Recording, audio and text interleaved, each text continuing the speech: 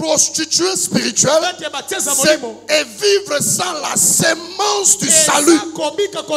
Et cette Rahab est l'image de nous chrétiens autrefois, loin de l'alliance du sang. Et quand vous prenez la visite de ces deux espions, c'est le type de deux brigands. À la croix, il y avait trois maisons. Il y avait la maison du premier brigand, deuxième brigand, et la maison du Seigneur Jésus-Christ qui était à la croix. Il y avait trois croix. Quand on a commencé maintenant à mettre fin à la vie, ils sont arrivés devant la maison du premier brigand. On a brisé les jambes. Deuxième brigand, on a brisé les jambes. Mais quand ils arrivent devant la maison du Seigneur, on ne détruit pas un fondement qui a déjà quitté le sol et qui est bâti sur le roc. Et quand ils arrivent, ils n'ont pas brisé les jambes. On ne détruit pas celui dont sa vie est bâtie sur le fondement qui est Jésus-Christ. On ne détruit pas un travail qui est assis sur la parole. On ne détruit pas un mariage qui est assis sur la parole. On ne détruit pas une affaire de business qui est bâtie sur la parole. Donc tout ce que tu feras sera sous le fondement qui est la maison du Seigneur. On enverra le vent. Le vent visitera ta maison. Le vent ne fera pas écrouler ta maison. Qu'il plaise au Seigneur de condamner ta vie à une assurance. Quand tu as le deux espions dans tes affaires, ta maison devient assurée, ta santé devient assurée, ta destinée devient assurée. Quand ils arrivent sur la troisième maison, qui est Jésus-Christ, parce que Jésus-Christ c'est tout un temple. C'est ça Jean 6 qui déclare, même le livre de Psaumes, le 91e chapitre, dit ceci: celui qui demeure sous l'abri. Jésus c'est une demeure, c'est une cité de vie. Quand quelqu'un se refuge dans la parole, il est dans une arche, il est dans une cité de sécurité. Je veux dire, quand ils arrivent, ils ont vu Jésus, il avait déjà rendu l'âme. Ils les ont regardés. Ils disent, mais pourquoi briser les jambes? On ne peut pas briser les jambes de celui qui a avalé l'agneau. On ne peut pas détruire le socle de celui-là qui est venu du ciel. Vous savez, ils ont fait quoi?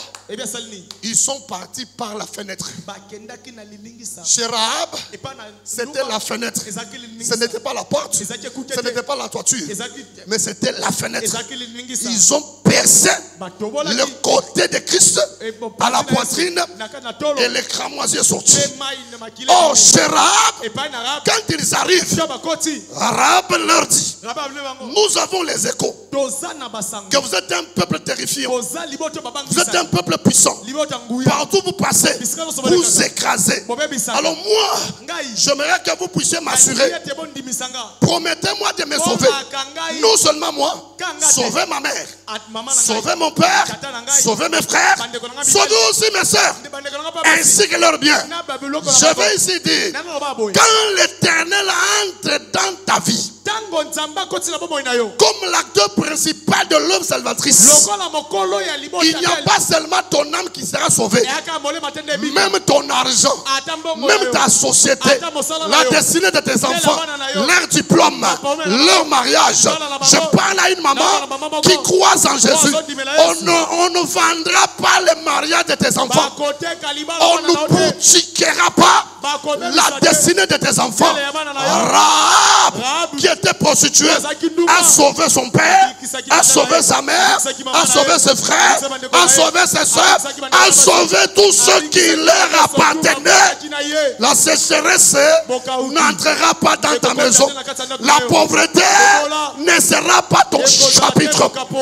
La limitation ne sera pas ton chapitre. Au nom de l'alliance, que l'Éternel a inauguré avec son sang, dans ta maison, dans tes enfants, dans ta santé, dans tes relations, dans les études de tes enfants, cette alliance du sang va éloigner tout ce qui est main noire, Tout ce qui est filet de l'oiseau là, je te déclare épargné. Toi, ta santé, tes affaires, ton travail, tes relations, ton mari, épargné, épargné, épargné, épargné, épargné, au nom de Jésus. C'est comme ça que quand Joseph était avec les pains et le vin,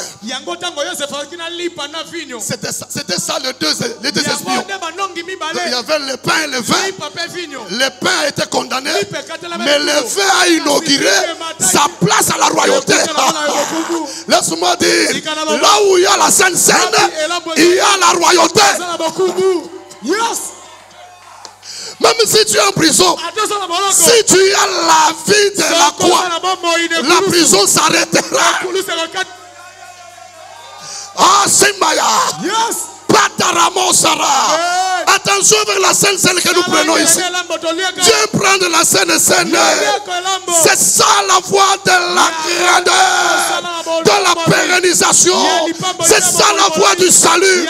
Joseph est sorti de la prison parce qu'il y avait deux espions. Il y avait le père et le fils. Il y avait le père et le fils. Il y avait la loi et la grâce. Il y avait l'écriture et les écritures. Yes. Est-ce que je peux parler? Attention avec celui-là qui a l'alliance. L'alliance de cramoisi. La Bible dit, tu vas placer. D'abord avant qu'ils disent, la femme les a amenés dans la toiture. Placer les deux espions et les élever dans la toiture, sous les tiges. Tiges de quoi? Tiges de lait. Ceci voudrait dire élever la parole tout en faisant les œuvres de la parole. Élever la parole, c'est élever Jésus-Christ. Quand tu élèves Jésus-Christ, tu es sauvé. Tu es sauvé. Et tes affaires sauvées. Je vais appuyer ça par un verset biblique. Prends-moi le livre de... Le livre de... Apocalypse 19 7 à 8. 7 à 8. Apocalypse chapitre 19 du 7e verset au 8e verset. Lisons dans le nom de Jésus-Christ. Amen. Réjouissons-nous et soyons dans l'allégresse et donnons-lui gloire, car les noces de l'agneau sont venues et son épouse s'est préparée. Et il lui a été donné de se revêtir d'un fin lin éclatant, pur. Vous avez suivi? Revêtir d'un fin lin. C'est ça les tiges de lin. Et la suite, écoutez ce qu'il va dire bientôt là. Car le fin lin, ce sont les œuvres. Ce sont les œuvres justes des saints. Ce sont les œuvres justes de saints. Premièrement, le fait de recevoir les deux espions, c'est le fait de recevoir la parole et son explication. Le fait de recevoir les pères et les fils, c'est recevoir les logos et les rémas. La parole écrite qui est la science et la parole révélée qui est l'esprit à la loi et au témoignage. La lettre et l'esprit, c'est ça les deux espions. Quand ils entrent dans une vie, c'est la vie du ciel qui entre. Ceci voudrait dire, elle a reçu la parole, elle a caché la parole. Quand tu reçois la parole, cache la parole. Cette femme a reçu la parole, elle a caché la parole. Je parle à quelqu'un qui m'entend. Prends la parole, élève la parole, cache la parole. Quand le tourment viendra, cette parole épargnera ta femme. Elle n'a pas seulement reçu la parole.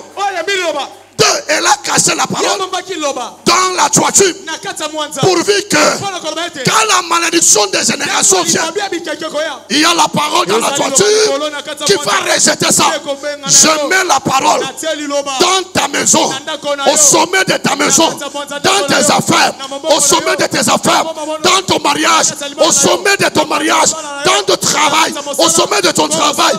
Toute malédiction de différentes têtes, de différentes montagnes, sans effet. Dans ton travail, sans effet. Dans ton mariage, sans effet. Dans tes finances, sans effet. Dans ta santé, quand il y a la parole, il y a la vie. Yes. Yes. C'est bon. Ouais. Il y a la vie quand il y a la parole. Vous savez, après quand les militaires de ces pays sont venus, ils ont posé la question. Nous apprenons qu'il y a 2 visiteurs qui sont passés chez toi. Non, moi aussi j'ai appris. Mais ils sont partis par la porte de côté. Et ils ont caché là. Il a dit, mais moi je vous ai caché. Vous aussi, quand vous allez revenir pour détruire, ne me détruisez pas. Vous savez, aujourd'hui, Jésus est en train de t'appeler en secret. Il veut rester en toi dans les secrets. Quand il va se décider de venir maintenant pour le tourment, il veut venir en lion. Là, il est d'abord agneau. Mais quand ça sera le temps de la fin, il va venir pour détruire.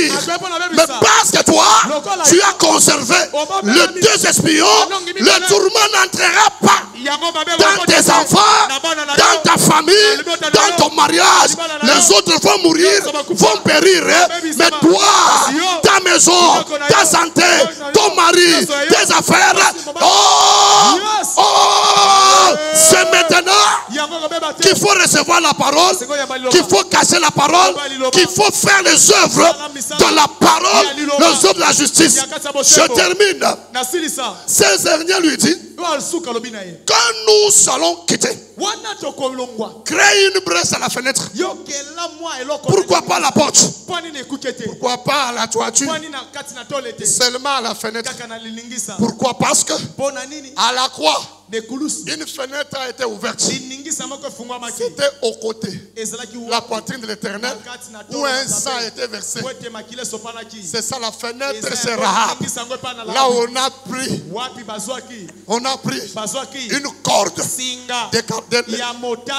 d'écarlate, une corde de cramoisi. On a lié là.